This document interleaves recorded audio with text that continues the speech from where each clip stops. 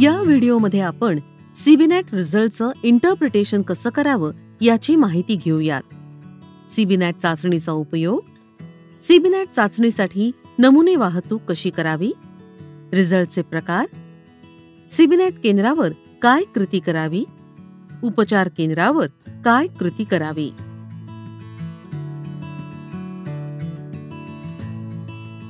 सीबीनॅट machine हे inbuilt software असलेलं machine आहे, ज्याद्वारे आपल्याला ऑटोमॅटिक रिझल्टची प्रिंट मिळते. कलर प्रिंट घेऊ शकतो आणि याचा वापर माहितीचं पृथक्करण करण्यासाठी करू शकतो. सीबीनॅट चाचणीचा उपयोग.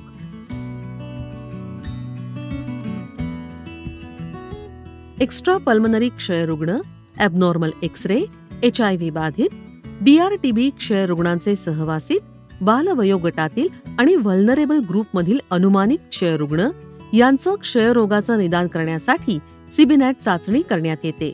सीबीनॅट चाचणी ही रिफॅम्पिसिन औषधांचा रेझिस्टन्स तपासण्यासाठी करण्यात येते. यामध्ये नवीन निदान झालेले सर्व क्षयरुग्ण, DSTB उपचारावरील नॉन रिस्पॉन्डर्स, फेल्युअर्स या रुग्णांचा समावेश आहे. सीबीनॅट चाचणीसाठी नमुने कसे घ्यावे?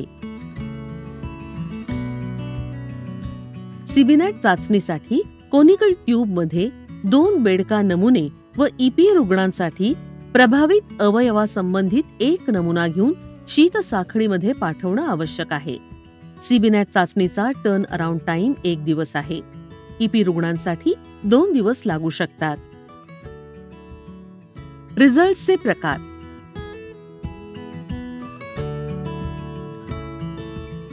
या नमुन्यामध्ये MTB डिटेक्ट झालेला नाही. या नमुन्यामध्ये MTB डिटेक्ट झाल्यानं क्षयरोगाचं निदान निश्चित झालं आहे. तथापि क्षयरोगाच्या जंतूंचं प्रमाण अत्यल्प आहे. रिफॅम्पिसिन या औषधास रेझिस्टन्स आढळून आला नाही. या नमुन्यामध्ये MTB डिटेक्ट झाल्यानं क्षयरोगाचं निश्चित निदान झालं आहे. तथापि क्षयरोगांच्या जंतूंचं प्रमाण अत्यल्प आहे. रिफॅम्पिसिन या औषधास रेझिस्टन्स आढळून आला आहे. या नमुन्यामध्ये MTB डिटेक्ट झाल्यानं क्षयरोगाचं निश्चित निदान झालं आहे. तथापि क्षयरोगाच्या जंतूंचं प्रमाण अत्यल्प आहे. रिफॅम्पिसिन या औषधास रेझिस्टन्स आहे किंवा नाही याबाबतचं निश्चित निदान झालं नाही. या नमुन्यात MTB डिटेक्ट झाल्यानं क्षयरोगाचं निदान निश्चित झालं आहे. तथापि क्षयरोगाच्या जंतूंचं प्रमाण लक्षणीय आहे. रिफॅम्पिसिन या औषधास रेझिस्टन्स आढळून आला नाही. या नमुन्यात MTB डिटेक्ट झाल्यानं क्षयरोगाचं निदान निश्चित झालं आहे, परंतु क्षयरोगाच्या जंतूंचं प्रमाण लक्षणीय आहे. रिफॅम्पिसिन या औषधास रेझिस्टन्स आढळून आला आहे. या नमुन्यात MTB डिटेक्ट झाल्यानं क्षयरोगाचं निश्चित निदान झालं आहे. तथापि क्षयरोगाच्या जंतूंचं प्रमाण मध्यम आहे. रिफॅम्पिसिन या औषधास रेझिस्टन्स आढळून आला आहे. या नमुन्यामध्ये MTB डिटेक्ट झाल्यानं क्षयरोगाचं निश्चित निदान झालं आहे. तथापि क्षयरोगाच्या जंतूंचं प्रमाण मध्यम आहे. रिफॅम्पिसिन या औषधास रेझिस्टन्स आढळून आला नाही. या नमुन्यामध्ये MTB डिटेक्ट झाल्यानं क्षयरोगाचं निश्चित निदान झालंय, परंतु रिफॅम्पिसिन या औषधास इनडिटर्मिनेट आले आहे. या नमुन्यामध्ये एरर आलेली आहे, म्हणजे चाचणीचा निष्कर्ष प्राप्त झालेला नाही. या नमुन्यामध्ये इनव्हॅलिड अहवाल आलेला आहे, म्हणजेच चाचणीचा निष्कर्ष प्राप्त झालेला नाही.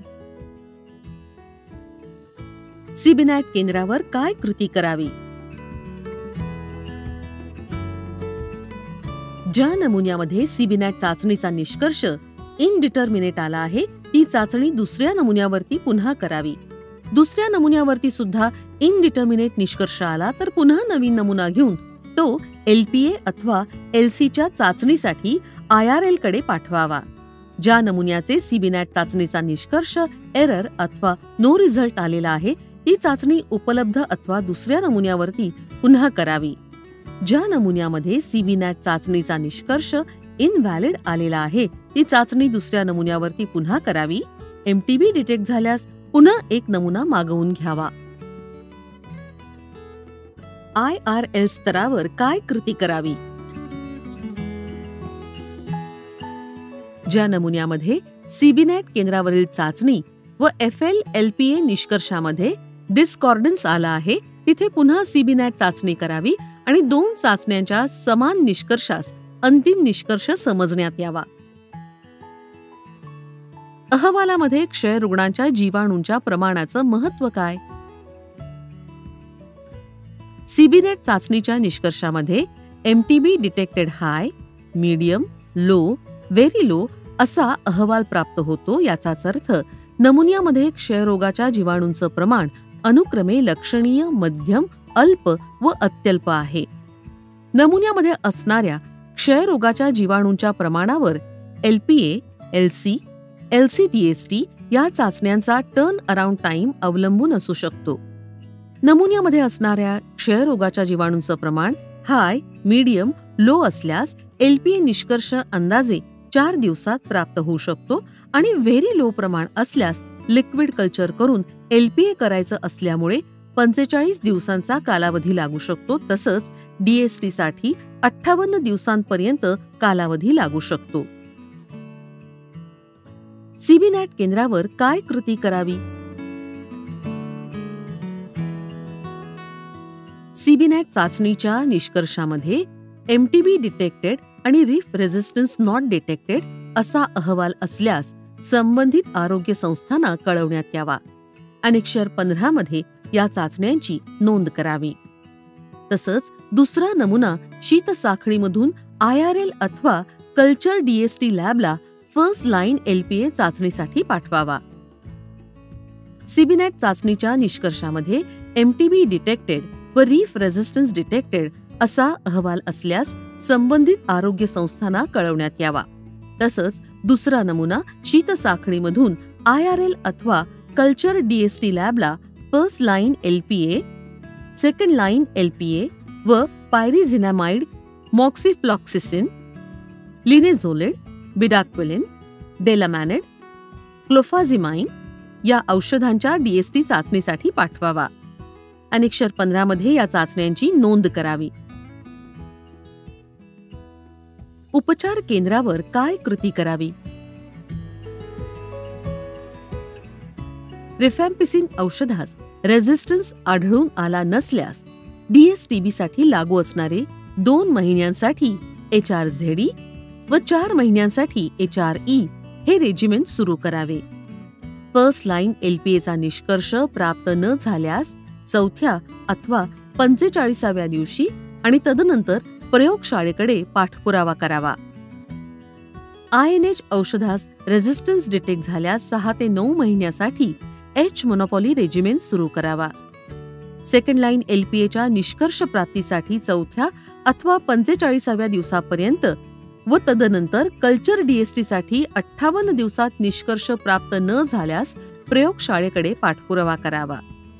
या चाचण्यांमध्ये औषधास रेझिस्टन्स आढळून आल्यास लिनेझोलिड, क्लोफाझिमाइन, सायक्लोसेरिन या औषधांचा प्राधान्यक्रमानुसार औषध बदलासाठी विचार करावा.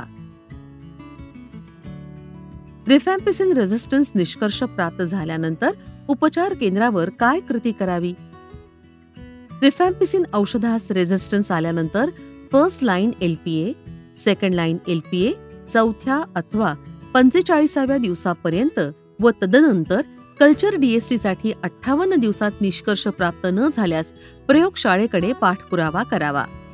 रिफॅम्पिसिन रेझिस्टन्स बरोबर फक्त INH-A किंवा कॅडजिजिन संदर्भात रेझिस्टन्स आढळून आला व फ्लुरोक्विनोलोन औषधास रेझिस्टन्स नसेल आणि रुग्ण एक्सक्लुजन क्रायटेरियातील नसेल तर त्यांना शॉर्टर ओरल रेजिमेंट सुरू करावं. रिफॅम्पिसिन रेझिस्टन्स बरोबर INH-A आणि कॅडजिजिन संदर्भातील रेझिस्टन्स आणि अथवा फ्लुरोक्विनोलोन औषधास रेझिस्टन्स असेल किंवा रुग्ण एक्सक्लुजन क्रायटेरियातील असेल तर त्यांना लॉंगर ओरल रेजिमेंट सुरू करावं. या व्हिडिओमध्ये आपण सीबीनॅट रिझल्टचं इंटरप्रिटेशन कसं करावं याबाबत खालील विषयांवर माहिती घेतली.